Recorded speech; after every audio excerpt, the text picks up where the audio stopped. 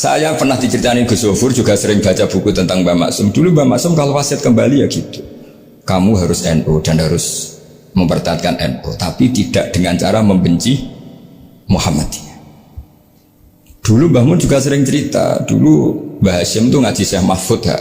Nah, Mbah Ahmad Dahlan dulu namanya Darwis sering ngaji sama Syekh Khotib Minangkabau. Zaman itu Syekh Khotib sudah modern, sudah ikut gerakan Abdu, gerakan Al-Manar. Sehingga bawaannya Mbah Ahmad Dahlan ini agak agresif. Yang Mbah Hashim karena hanya mulazim di Syekh Mahfud, hanya sesekali ngaji Syekh Khotib, beliau lebih seperti itu. Dan dua beliau ini sama-sama pernah ngaji Mbah Soleh Darat di Semarang, Mbah Hashim sama Mbah Ahmad Dahlan yang dulu namanya Darwis. Jadi ini masih min minuskatin wahidah mimam bain wahid. Sehingga kita tidak kaget ketika Mbah Ali Maksum mengomentari Muhammadiyah itu masih ahli sunnah wal jamaah. Makanya nanti terakhir saya baca kitabnya Mbah Ali dan sering saya pelajari. Andai kan kita ini sepakat dengan ilmu, ya kita tahulah kalau Abu Hanifah itu tidak kunut, Imam Syafi'i kunut, berarti kunut itu mazhabnya Abu Hanifah, bukan mazhabnya Mbah Ahmad Dahlan. Apa tidak kunut itu mazhabnya Abu Hanifah, bukan mazhabnya Mbah Ahmad Dahlan. Kita kunut itu mazhabnya Imam Syafi'i, bukan mazhabnya Mbah Hashim. Ini semuanya masih dalam bingkai ilmu. Adzan qabla subhi juga riwayatnya jelas. Tidak adzan ya sudah, perilaku kita sudah jelas. Dulu Mbah Mun sering didik kita gitu. Saya sering dengar cerita kalau dulu Pak Arif Fakhruddin begitu hormat sama Mbah Ali, apalagi duriahnya Mbah Azhar Basir, karena beliau dulu ngaji di Termas. Dulu itu nggak ada masalah karena semuanya dianalisis pakai ilmu. Tapi sekarang pakai identitas, yang kunut itu NU, yang nggak kunut Muhammadiyah. Berarti Abu Hanifah itu Muhammadiyah, Imam Syafi'i itu NU. Berarti Imam Syafi'i itu ya anak buahnya Ki Miftahul Ahyar kira-kira gitu, karena kan anak buahnya Pak Said Akid. Kan terus jadi repot. Dulu kita ini pengagum ilmu, bukan pengagum perbedaan. Sehingga di sini yang saya kagum dari sekian ceritanya Mbah Ali Maksum, supaya kitab ini to the point, supaya nggak lama-lama karena waktunya juga. Nanti kalau kemalaman ini kena semprit ini sudah. Ini diantara yang diceritakan Bali itu nih. Imam Syafi'i itu sering tawassul, sering wasilah sama siapa itu? Abu Hanifah. Ini sudah tak petakan, saya baca yang sensitif lah, so yang ini ya. Ziyar al-Babus Samin, terus sebentar ini yang bab tawassul.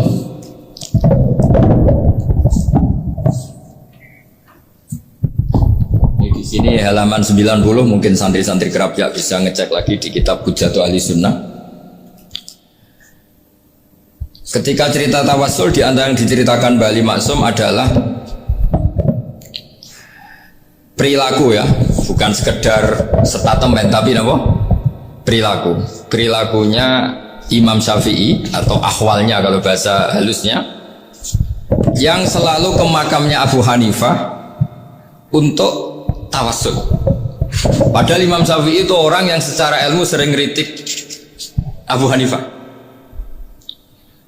Jadi ini saya baca ini di halaman 100, jadi tawassul mulai halaman 9 berapa ini sampai halaman ini yang qala sami'tu Syafi'iyya yaqul inni la atabarraku bi Abi Hanifah wa ji'u ila qabri fi kulli yaumin zairan fa idza uridat li hajatun shallaitu rak'atain, halaman 100, wa ji'tu wa sa'altu wa ta'ala al hajat indahu fama taqudu anni hatta tuqda.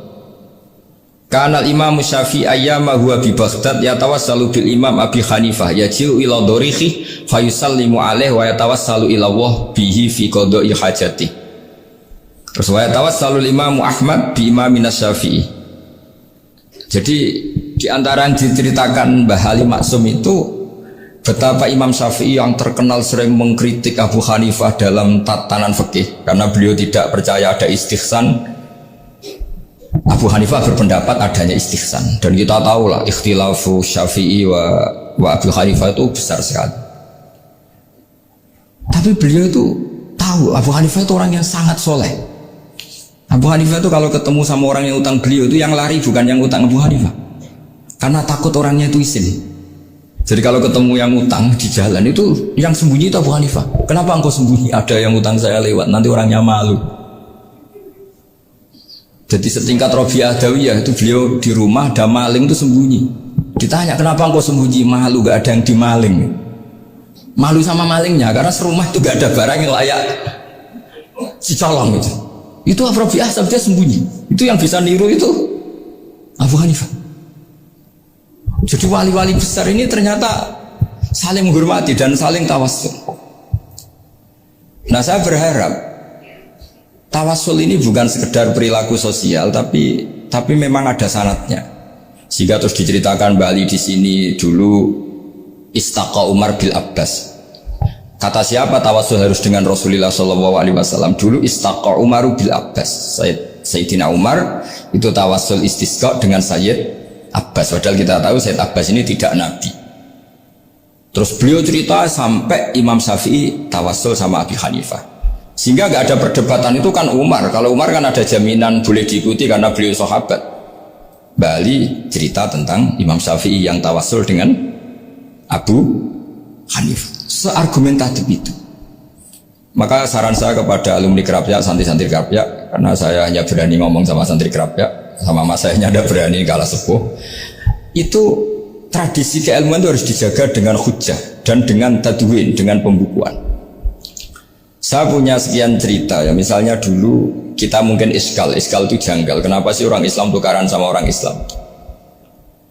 Sehingga diantara doa Nabi yang nggak dikabulkan Allah, nggak boleh dikabulkan sama Allah, nggak boleh. Bukan berarti kamu saja. Redaksinya famana aniha, memang nggak boleh. Redaksinya bukan falam yastajib lahu, tapi famana aniha. Di Al-Marroh As-Salisa ini Nabi dilarang, yaitu melarang umat Islam itu jangan sampai tukaran sama umat Islam sendiri.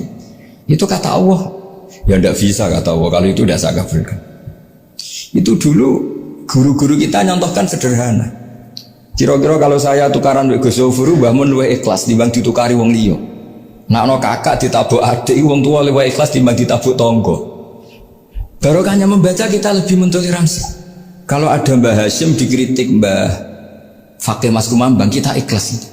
Tidak dikritik guru PAUD, itu kan? Atau dikritik orang-orang yang nggak bisa ngaji.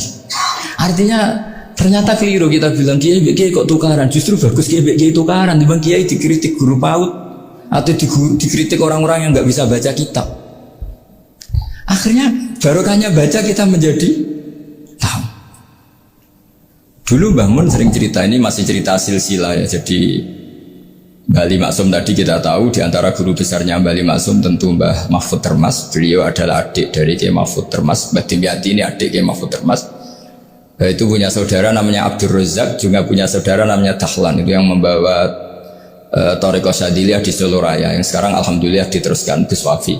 Dulu di antara pesannya Mbah Mun ke saya, hak Wafi kandani kon ziarah ning Mbah Dimyati. Mergo Thariqah Syadiliyah dulu itu yang bawa keluarganya Mbah Dimyati. Jadi semuanya ini masih dzurriyyatan ba'duha min ba'd. Nah pesan saya karena tadi Mbah Munawir yang termasuk orang pertama yang bawa Quran, bawa qiraah Sabah. Kenapa saya bilang termasuk? Karena kalau bilang paling yang pertama ini nanti butuh data. Dan itu agak kerepotan lah. Tapi yang jelas mimman istahara lah. Mimman istahara yang membawa Sabah ke sini itu adalah Mbah Munawir.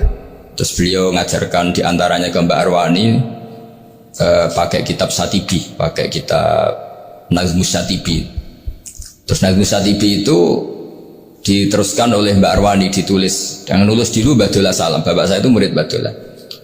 Dulu Mbak Dola sebelum ke Mbak Arwani ngaji sama Ki Said di Sampang.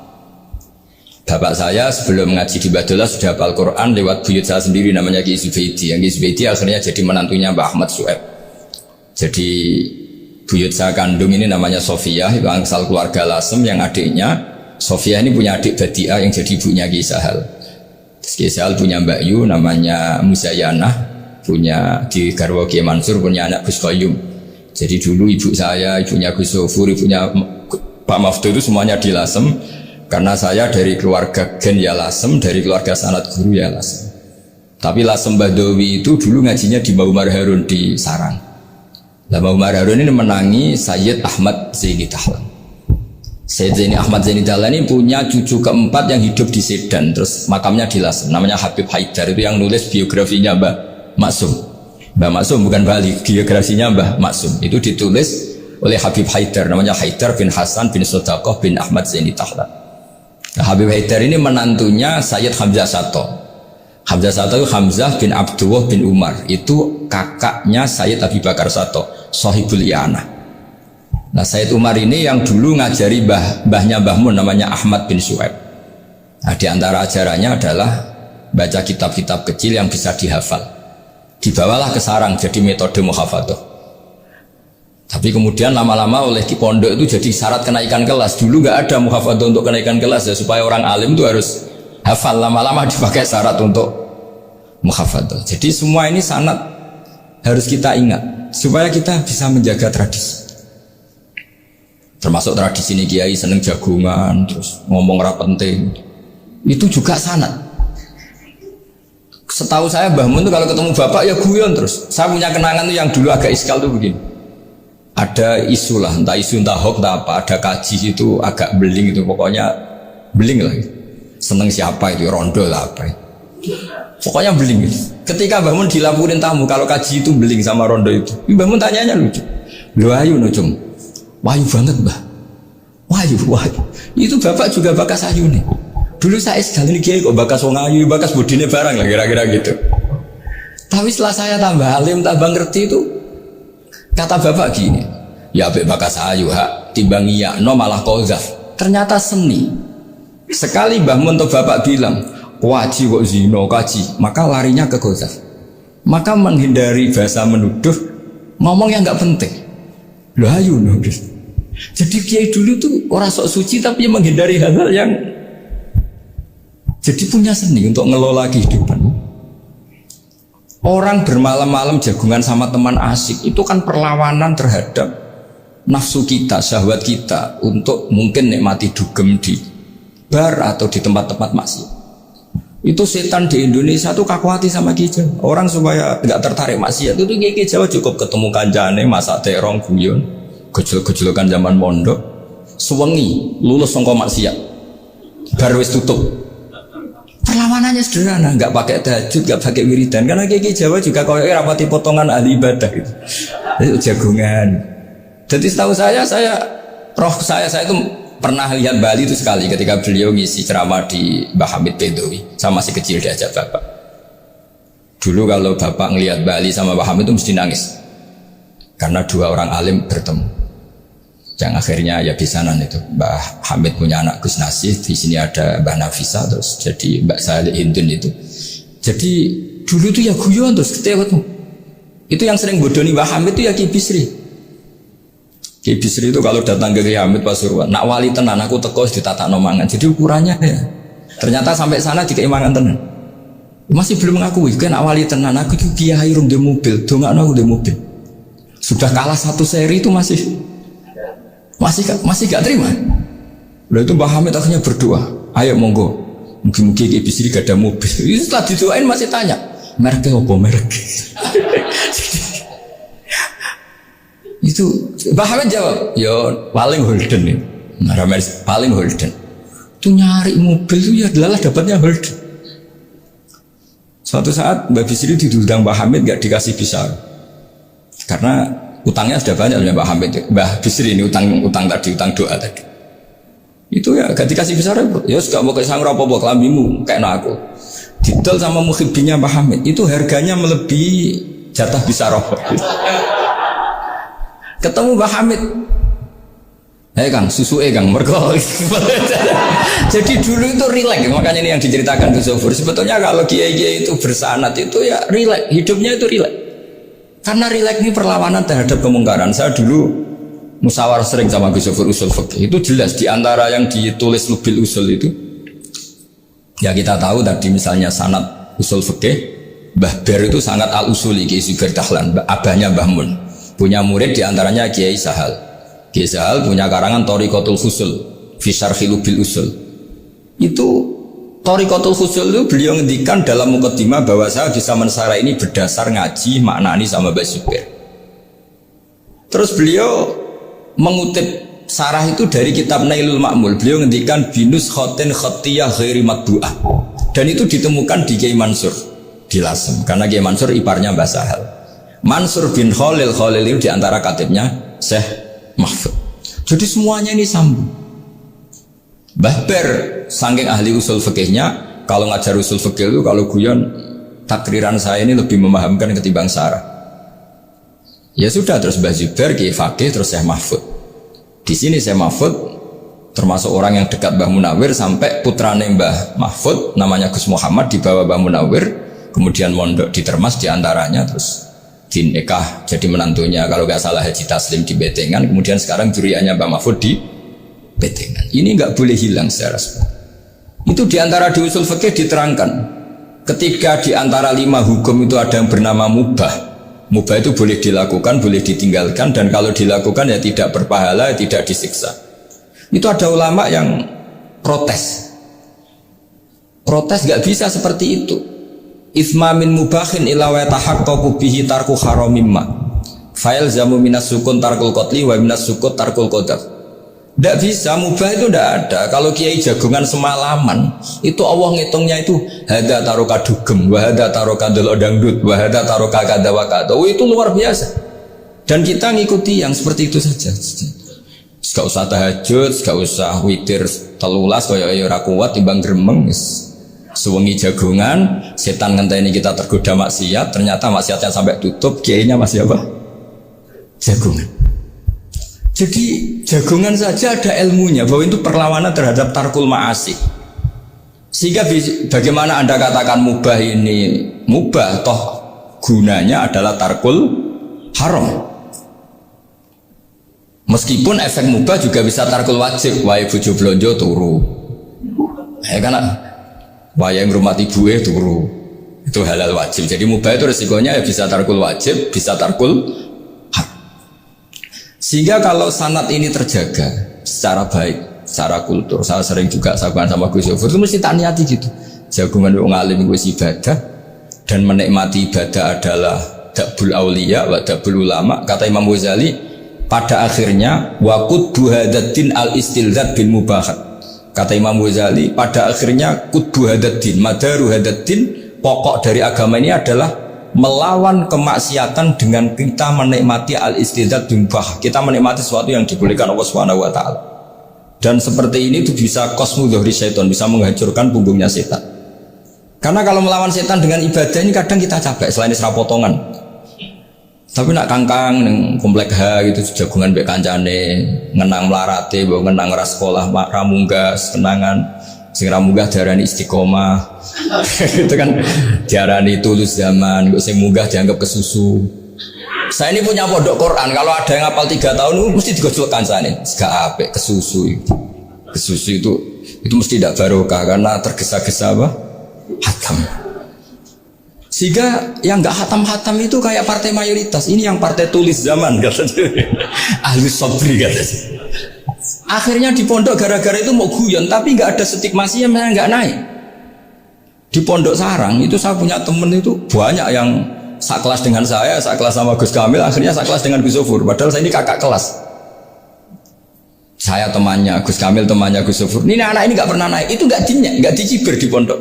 Karena guyonan tadi, guyonan bahwa ini bagian dari bentuk apa? Istiqomah.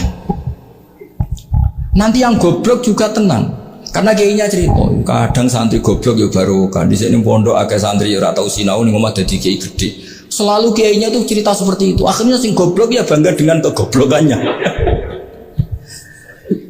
Iya, jadi kiai itu orang yang meskipun guyon ini barokahnya Masya Allah.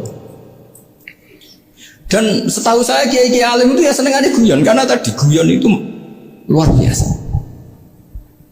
Bapak saya itu kalau pesan sama saya itu enak ngaji guyon nice. Wong ning omah mikir utang, mikir wedi bojo macam-macam, kok ngaji mbok jak nangis pisan, nangis ping pindho katanya.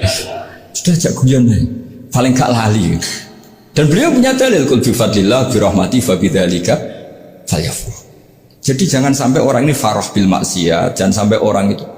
Dan ini yang saya kenang dari sekian cerita murid Bali, Mbah Ali Maksum yang senang guyon. Gojol-gojolkan mbek santri iku.